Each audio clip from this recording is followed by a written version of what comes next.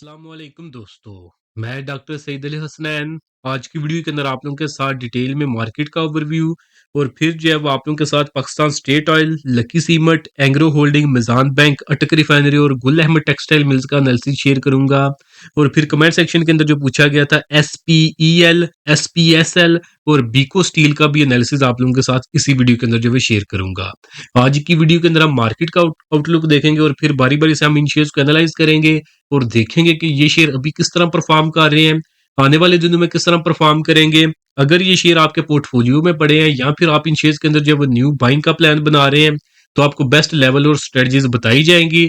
जिनके ऊपर अगर आप जब वो काम करेंगे तो इंशाल्लाह आप इन शेयर्स के अंदर जो अपना प्रॉफिट मैक्सिमाइज कर सकेंगे और आपका जो रिस्क है वो भी अंडर कंट्रोल रहेगा। तो पहले हम जब वो मार्केट को देख लेते हैं तो मार्केट ने आज के दिन जब क्लोजिंग दी है 1,77,692 के ऊपर 778 पॉइंट जो मार्केट ने जो वो लूज किए हैं। एक और दिन जो वो गुजर गया जहां पे मार्केट ने जो नेगेटिव साइड के ऊपर ही जो क्लोजिंग दी है, परसेंटेज वाइज ये 0.044% जो बनता है, जो कि मार्केट ने आज इंट्राडे बेसिस के ऊपर लूज किया है। मार्केट का हाई 1,79,405 का था, जबकि लो मार्केट ने 1,77,674 का लगाया था। वॉल्यूम जो मार्केट के अंदर 765 मिलियन के आए थे, जिनकी मालियत जो वो 35 अरब रुपए की है। तो जब काम जो 50 अरब रुपए या उससे ज्यादा का हो तो फिर जो है मार्केट के अंदर समझे कि जो कारपोरेट सेक्टर है या मार्केट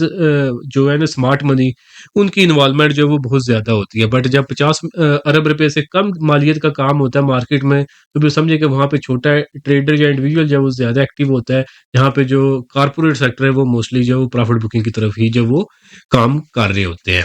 तो नेक्स्ट जो है वो अगर हम जो वो मार्केट के अंदर देखें तो OGDC, मैपल लीफ, PPL, ये तीन चार स्टॉक थे जिन्होंने मार्केट को आज पॉजिटिव सहारा दिया है। जबकि बैंकिंग सेक्टर में से बहुत से स्टॉक है जिन्होंने आज मार्केट को जब डाउन साइड पे जब ड्रैग किया था, जिनमें सरे फहरिस्त जो है वो UBL बैंक था। तो अगर हम जब मार्केट को जब चार्ट के ऊपर जब देखें तो कल के दिन जो मैंने डिस्कशन की थी उसी डिस्कशन को जो आगे मैं कंटिन्यू करूंगा। तो कल के दिन मैंने बताया था कि मार्केट के पास जो है, जब मार्केट ने क्लोजिंग दी थी ना कल के दिन 1,78,471 के ऊपर, तो वहां पे बताया था कि मार्केट के पास जो अब एक सपोर्ट जो बनेगी, जो हमारे पास टेक्निकल्स के ऊपर जो सपोर्ट आ रही है, वो 1,70,000 का जो वो लेवल है।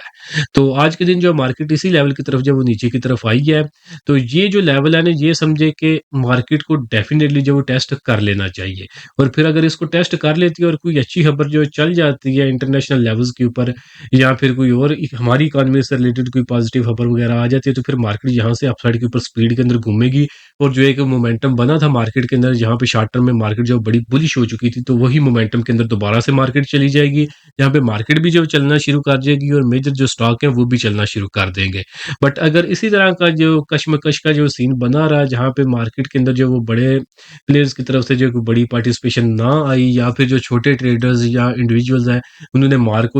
को जब अगर ना छोड़ा, कारपोरेट सेक्टर के पास दोबारा से माल ना आया, जिन्होंने 1,82,000, 1,80,82,000 के ऊपर माल छोटे ट्रेडर्स को पकड़ाया हुआ है, तो अगर ये छोटे ट्रेडर्स ये माल अगर ये 1,70,000 के ऊपर जो है कारपोरेट सेक्टर को वापस नहीं करेंगे, तो कारपोरेट सेक्टर जो यहाँ के ऊपर भी जो पार्टिसिपेट नहीं करेगा। और उसका फिर नुकसान क्या होगा कि अगर कारपोरेट सेक्टर की तरफ से यहाँ के ऊपर जो बाइंग ना आई गई, तो फिर जो ये मार्केट जो थोड़ी सी और जो वो पैनिक करेगी। और फिर जब जो छोटा ट्रेडर है वो जब देखेगा कि भाई हम माल खरीद ही नहीं रहा, मार्केट ऊपर की तरफ जा ही नहीं रही, तो अल्टीमेटली एक पैनिक की सिचुएशन जब क्रिएट होगी, तो जहाँ पे मार्केट जब वो अल्टीमेटली जो शॉर्ट टर्म में भी एक डिप जो नीचे 1,74,000 के करीब करीब तक जो वो डिप मार देगी, तो फिर ये एक समझे कि साइकोलॉजिकल लेवल है, जिसको जैसे ही मार्केट जब टच करेगी, इसके करीब आएगी, तो छोटे ट्रेडर जो सिर्फ खबरों के ऊपर काम कर रहे होते हैं या जो बिल्कुल शॉर्ट टर्म के लिए काम कर रहे होते हैं, तो वहां के उन पे उनके जो स्टॉप लॉस ट्रिगर हो जाएंगे, तो माल जो वो छोड़ना शुरू कर देंगे। तो स्मार्ट मनी जो दोबारा से फिर इसी जोन के अंदर आइदर वो 1,77,000 के ऊपर आए या फिर 1,74,000 के ऊपर आए, इन लेवल्स के ऊपर जो स्मार्ट मनी की एंट्री आएगी, तो जहां पे जो जो छोटे ट्रेडर्स को उन्होंने एक्सपेंसिव माल जो बेचा था, यहाँ पे डिस्काउंट रेट के ऊपर जो दोबारा से माल वापस ले लेंगे, फिर दोबारा मार्केट ऊपर की तरफ जाएगी, तो फिर जब प्राइसेस दोबारा से हाई जो हो जाएंगी, तो फिर जो है छोटा ट्रेडर दोबारा से एंट्री करेगा और ये साइकिल जो रिपीट होता रहेगा, जहाँ पे स्मार्ट मनी जो वो पैसा बनाती जाएगी और जो छोटा ट्रेडर है वो खबरों की जीनत चढ़ जाएगा, या फिर जो है समझेगा इमोशंस के हाथों जो है वो मार्केट के अंदर जो कुर्बान होता रहेगा और अपने पैसे से मार्केट को फ्यूल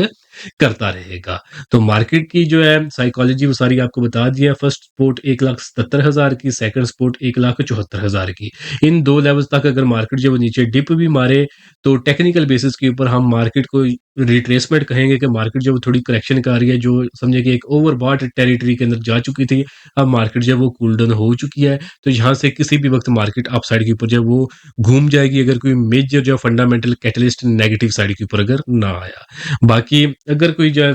फंडामेंटल शिफ्ट आ जाए या फिर ईरान अमेरिका के हालात जो दोबारा से कशीदा हुए, तो फिर उसके ऊपर हम जो वो भी फिलहाल जो है कोई प्रिडिक्ट नहीं कर सकते। अभी जितनी हमारे पास रिसोर्सेज हैं, उनके मुताबिक मार्केट यही 1,74,000 या फिर 1,77,000 किसी भी लेवल से शॉर्ट टर्म में ही जो मार्केट अपसाइड के ऊपर जब वो घूम जाएगी। बाकी जो लोग मिड टर्म के लिए काम करते हैं, तो अब मिड टर्म में जो सपोर्ट होगी हमारे पास, वो 1,70,500 की है। तो जितनी देर तक मार्केट इससे ऊपर है, जिन्होंने मीडियम टर्म के लिए पोजीशंस बनाई हुई है, इन्वेस्टमेंट की हुई है, तो उन्हें डरने की ज़रूरत नहीं है। और जिनकी लॉन्ग टर्म की पोजीशंस है, तो जितनी देर तक मार्केट 1,64,500 के ऊपर है, तो उन्हें भी ऐसा जो ज़्यादा पैनिक करने की ज़रूरत नहीं है। तो रेजिस्टेंस की बात कर लें, तो रेजिस्टेंस का ज़ोन यही 1,81,000 1,82,000 का ज़ोन है, तो काफ़ी स्ट्रॉन्ग रेजिस्टेंस का ज़ोन है। तो इसको अगर मार्केट ब्रेक करेगी, तो फिर अल्टीमेटली मार्केट 1,85,000 1,86,000 तक ईज़िली चली जाएगी। उससे पहले इसको फिर जो कोई बड़ी रेजिस्टेंस है नहीं मिलेगी। बट अभी जिस ज़ोन के अंदर जो मार्केट गई हुई है, रिट्रेसमेंट के अंदर जो दाखिल हो चुकी है, तो बेहतर ये है कि अगर मार्केट ने ऊपर भी जाना है, तो एक दफ़ा जो मार्केट नीचे 1,77,000 के लेवल को टच कर ले, तो अगर ऊपर उसके टच करने के बाद अगर ऊपर उठेगी, तो फिर मार्केट काफ़ी स्ट्रांग होके ऊपर उठेगी। बट अगर यहाँ कहीं से ही ऊपर की तरफ घूम गई, तो फिर जो मार्केट के ऊपर एक तलवार लटकती रहेगी, क्योंकि टेक्निकल बेसिस के ऊपर मार्केट की रिट्रेसमेंट कंप्लीट नहीं हुई होगी, तो जिसकी वजह से मार्केट किसी भी वक्त जो है उसके अंदर जो एक मैसिव सेलिंग का जो आगाज हो सकता है। तो नेक्स्ट अब हम जब शेयर्स को बारी बारी से एनालाइज करते हैं, तो पहला जो शेयर है हमारे पास, वो है हमारे पास Pakistan state oil company limited. तो पीएसओ जिनके पास पड़ा हुआ है, स्टॉप लॉस उनके पास जी होगा इस शेयर के अंदर 340 रुपए से नीचे। और जो लोग इस शेयर के अंदर न्यू इन्वेस्टमेंट करना चाहते हैं, तो मेक श्योर करें कि ये शेयर जो है ना, ये 394 रुपए के ऊपर क्लोजिंग दे, वहां पे आप इन्वेस्टमेंट करें। तो जिसके बाद इसके अंदर जो फर्स्ट टारगेट 450 का और फाइनल टारगेट जो है वो तकरीबन जो है इसके अंदर जो 500 के करीब करीब होगा।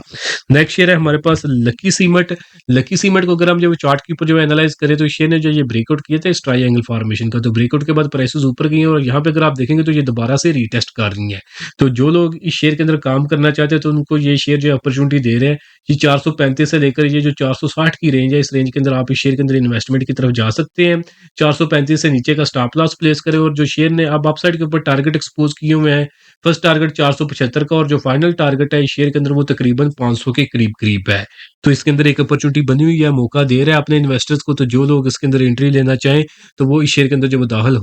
हो सकते हैं। बाकी सीमेंट सेक्टर के ऊपर जितना भी ये बजट का इम्पैक्ट आएगा ना, वो सारा मैंने, अगर आप ये सीमेंट सेक्टर की वीडियो जाके देखेंगे ना, तो उसके अंदर मैंने काफ़ी एक्सप्लेन किया हुआ है। तो अगर इसके अंदर जो ये जो लकी सीमेंट मैं अभी रिकमेंड कर रहा हूँ, तो अगर इसके पीछे की अगर आप सारी साइंस समझना चाहते हैं, तो आप जाके जो इस चैनल के ऊपर जो सीमेंट सेक्टर के ऊपर मैंने डिटेल वीडियो शेयर की थी लास्ट वीक के अंदर, आप उसको जाके जो वो देख सकते हैं। लकी सीमेंट के बाद जो नेक्स्ट शेयर है हमारे पास एंग्रो होल्डिंग लिमिटेड। उसकी अगर हम जब डिस्कशन करें, तो सेम इस शेयर ने भी जो है ये ट्रायंगल फॉर्मेशन का ब्रेकआउट किया था, यहाँ के ऊपर जब इसने जो 485 रुपए के ऊपर क्लोजिंग दी थी। तो उसके बाद जो है ये शेयर जो है ब्रेकआउट के बाद जो है समझे कि मार्केट की जो है नजर हो चुका है। तो मार्केट क्योंकि थोड़ी सी प्रेशर में, तो ये शेयर भी जो है समझे कि ब्रेकआउट के बाद थोड़ा सा नीचे की तरफ डिप मार रहा है।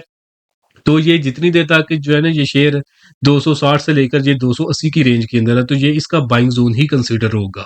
तो आप अगर इसमें इन्वेस्टमेंट करना चाहते हैं, तो इस जोन के अंदर आप इसमें इन्वेस्टमेंट की तरफ जा सकते हैं। 258 रुपये से नीचे का इसके अंदर जो स्टॉप लॉस होगा, और जो आप शेयर ने अपसाइड के ऊपर जो फाइनल टारगेट एक्सपोज किया हुआ है, थोड़ा सा मीडियम टर्म से लेकर लॉन्ग टर्म के लिए, तो उसकी अगर हम जब बात करें, तो फाइनल टारगेट जो है वो 350 का है। और उससे पहले का आप जो है इस शेयर के अंदर जो टारगेट की बात करें, तो 325 का first target, sorry second target, और जो 300 रुपए का वो इसके अंदर फर्स्ट टारगेट रख सकते हो। यानी बाइंग यही 260 से 280 की रेंज के अंदर, 200 ये 300 का फर्स्ट टारगेट, 325 का सेकंड टारगेट, और जो फाइनल टारगेट है ये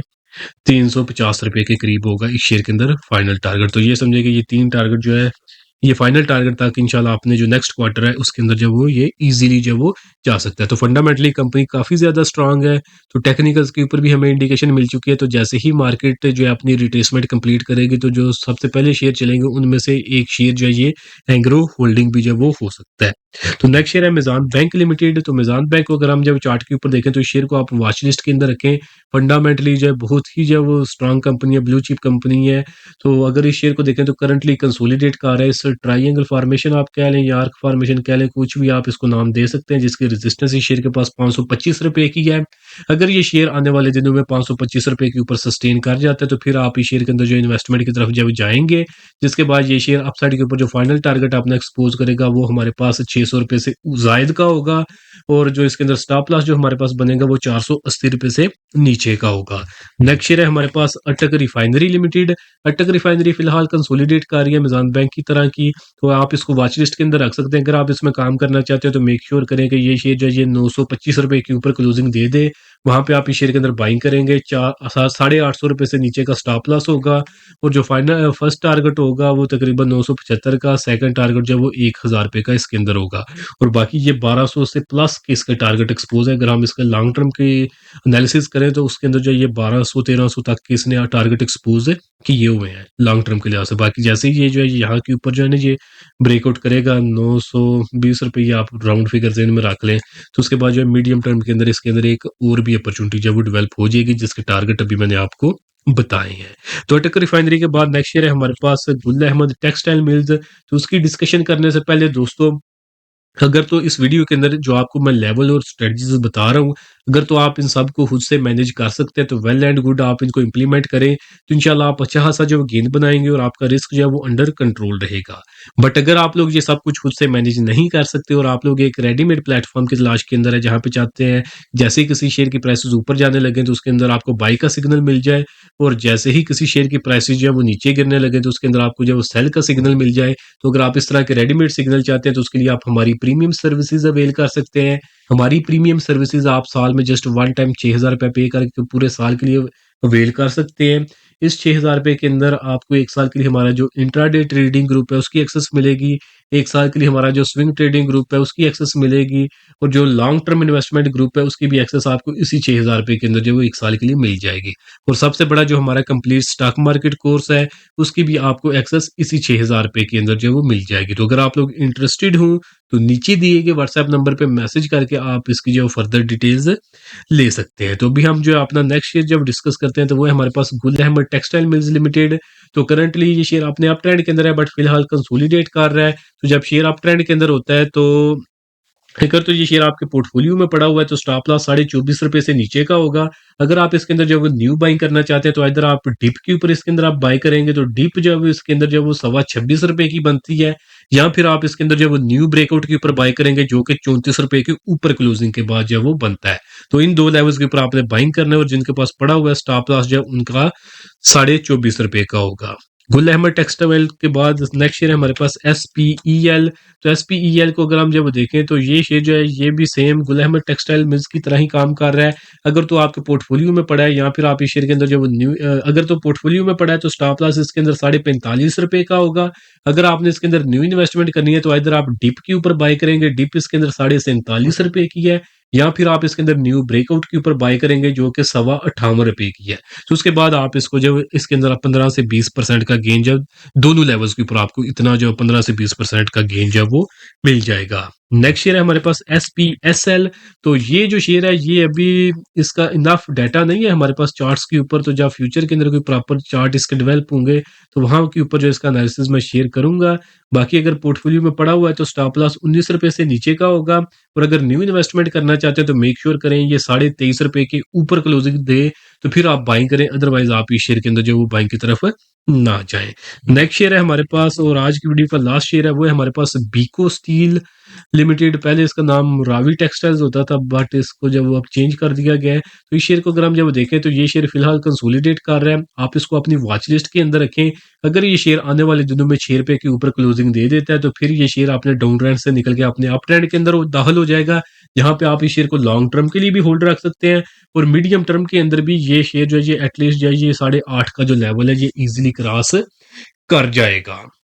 तो ये है जी, इसके लेवल है बीको स्टील्स के। बाकी उम्मीद करता हूँ कि आज की वीडियो भी आपको पसंद आई होगी, और जो कल की वीडियो थी उसके अंदर मैंने Mari petroleum, Pakistan refinery, Fauji fertiliser company, Hub company, systems limited और साजगार का एनालिसिस शेयर किया था। अगर आप इनके मुतल्लिक जानना चाहते हैं तो लास्ट वीडियो को जब जाके देख सकते हैं। बाकी इस वीडियो के अंदर आपको जो कुछ भी बताया गया ये सिर्फ इंफॉर्मेशन और एजुकेशन के लिए है। ये किसी तरह की कोई भी इन्वेस्टमेंट एडवाइस नहीं है। अगर आपने कोई भी इन्वेस्टमेंट करनी है तो उससे पहले आपने खुद से उसकी मुकम्मल रिसर्च कर लेनी है। आज के लिए दोस्तों इतना ही, मिलता हूँ आप लोगों से नेक्स्ट वीडियो में।